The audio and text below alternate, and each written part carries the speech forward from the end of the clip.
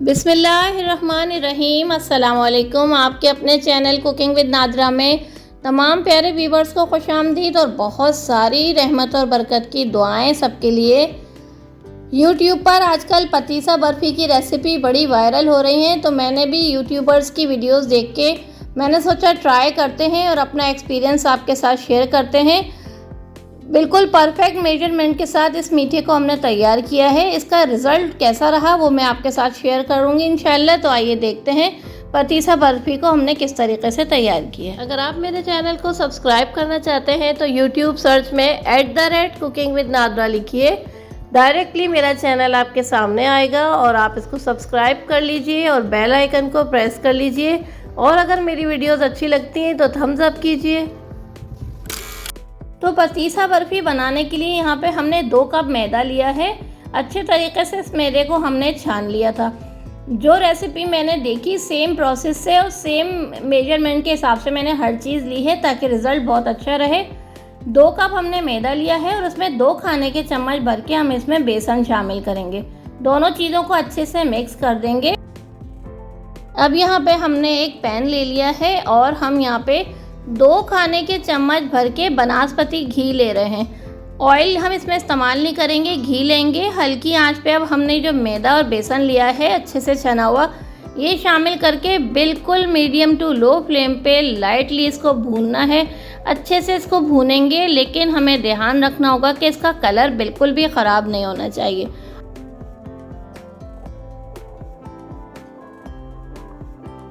यहाँ पे देखिए 5 मिनट हो गए हैं मैदे और बेसन को अच्छे से भूनते हुए। अब आप इसकी कंडीशन देख रहे होंगे, दरदरा सा ये नज़र आ रहा है। 7 से 8 मिनट तक हमें हल्की आंच पे, बिल्कुल हल्की आंच पे इसको अच्छे से भूनना है। प्यारी प्यारी सी सौंधी सौंधी सी खुशबू आने लगेगी तो इससे हमारी पहचान हो जाएगी कि हमारा बेसन और मैदा जो है वो अच्छे तरीके से भुन रहा है। हमें बार बार इस बात का ध्यान रखना है कि इसको बिल्कुल छोड़ना नहीं है, कंटिन्यू चलाना है ताकि ये अच्छे से भुन जाए और इसका कलर बिल्कुल भी ख़राब ना हो। ये देखिए बेसन और मैदा अच्छे से हमारा भुन गया है और कलर भी देखें कितना प्यारा सा इसका है, बिल्कुल कलर ख़राब नहीं हुआ।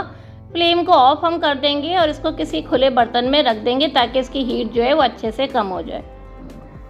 इसी पैन को हमने साफ़ करके अब हम चाशनी तैयार कर रहे हैं। चाशनी तैयार करने के लिए हमने 1 कप पानी लिया है और इसी कप से मेजर करके 2 कप चीनी हम इसमें डाल देंगे। चीनी को अच्छे से मेल्ट करेंगे और कंटिन्यू चलाते हुए इसकी हम बेहतरीन सी चाशनी बनाएंगे। चाशनी बनाने की भी मुख्तलिफ रेसिपीज़ के लिए मुख्तलिफ तरीक़े होते हैं। किस स्टेज पे इस चाशनी को किस स्टेज तक पकाया जाता है इसका बहुत ख़ास ध्यान रखना चाहिए, क्योंकि पूरी रेसिपी जो है इस चाशनी पे डिपेंड करती है। चीनी देखिए अच्छे से मेल्ट हो गई है। हल्की आंच पे बिल्कुल लो फ्लेम पे हम इस चाशनी को तैयार करेंगे यहाँ तक कि ये अच्छे से गाढ़ी हो जाएगी। फिर हम इसको चेक करेंगे कि हमें किस हद तक इस चाशनी को पकाना है। तो देखिए यहाँ पे चाशनी को पकते हुए 10 मिनट गुजर चुके हैं। अब इस पॉइंट पे हम आधा खाने का चम्मच लेमन का जूस इसमें शामिल कर रहे हैं। लेमन जूस डालने से क्या होगा, चाशनी हमारी क्रिस्टलाइज नहीं होगी, जमेगी नहीं।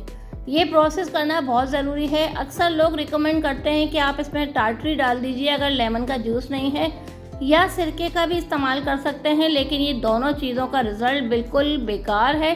तो आप सिर्फ लेमन का जूस जो है वो इसको शामिल करेंगे। तो यहाँ देखें 15 मिनट हो चुके हैं चाशनी को पकते हुए। अब हम क्या करेंगे, हमने एक प्याली में थोड़ा सा पानी लिया है और इसमें थोड़ी सी चाशनी हम डाल के चेक कर रहे हैं। ये देखें, अगर इस तरीके से चाशनी आपस में जुड़ जाए और इस तरह बॉल बन जाए तो आप समझें कि चाशनी आपकी बिल्कुल रेडी है। चाशनी को हमने ग्रीस किए हुए ट्रे में इस तरीके से हम फैलाएंगे और थोड़ी देर के बाद फिर हम इसे कंटिन्यू चला के एक तरफ से हम इसको जमा कर लेंगे। थोड़ी इसकी हीट कम हो गई है। अब इस पॉइंट पे हम इसको इस तरीके से चलाते हुए समेटते जाएंगे ताकि चाशनी जो है वो जल्दी से ठंडी हो जाए और इसका नेक्स्ट प्रोसेस हम शुरू कर दें। तो यहाँ देखें चाशनी कितनी अच्छे से जम गई है और ये इस वक्त नीम गर्म है कि इसको हम हाथ पे लेके आराम से इसका प्रोसेस कर सकते हैं। अब हमने हाथों को ऑयल से ग्रीस कर लिया है और इस चाशनी को हम हाथ पर उठा लेंगे। हाथ पे उठाने के बाद अब हम इसको इस तरीके से करके फोल्ड करते जाएंगे तकरीबन 50 to 60 टाइम हम इसको इस तरीके से फोल्ड करेंगे ताकि इसका कलर चेंज हो जाए और चाशनी हमारी जो है वो अच्छे तरीके से अपना रंगत, अपनी कलर को चेंज कर ले। पतीसा बर्फ़ी का बेहतरीन रिज़ल्ट आने के लिए ये वाला जो पॉइंट है इसको हमें अच्छे से जो है वो करना है। इस प्रोसेस को हमें अच्छे से करना है। जितना ज़्यादा हम इसको इस तरीके से फोल्ड करेंगे हमारी पतीसा बर्फ़ी का रिज़ल्ट उतना ही शानदार आएगा। यहाँ देखिए, इसको हमें अच्छे तरीके से हार्ड करना है। तकरीबन 10 मिनट लगे थे सारे प्रोसेस को करने में। मेरे हाथ जो है वो अच्छे तरीके से इस पॉइंट पे दुख चुके थे। अब हम क्या करेंगे, ये जो हमने मैदा और बेसन को अच्छे से भून के रखा था, इस मैदे और बेसन को हम जो है इस रिंग पर जो है इस तरीके से फैलाते जाएंगे और इसको फोल्ड करते जाएंगे। 8 बना लेते हैं, फोल्ड करते जाते हैं, 8 बनाते हैं और हल्के हल्के से इसको प्रेस करके बढ़ा लेते हैं। ये देखें, इस तरीके से इसके रिंग्स बनेंगे। रिंग्स बनाते बनाते बेहतरीन सा रिज़ल्ट आना ही शुरू हुआ था कि थोड़ा सा हमारे साथ मिसफॉर्च्यून हो गया और इस तरीके से देखिए मेरे रिंग्स जो है ये सारे टूट गए। ये रेसिपी मैं आपके साथ परफेक्ट मेजरमेंट के साथ शेयर कर रही हूँ। यूट्यूब पे काफ़ी सारी रेसिपीज़ देखने के बाद मैंने इस रेसिपी को ट्राई किया, लेकिन नतीजा ये रहा कि 100% जो है ये परफेक्ट नहीं बनी। लेकिन मीठा है और बेहतरीन फ्लेवर वाला है, तो हमने सोचा इस रेसिपी को हम थोड़ा सा चेंज कर लेते हैं।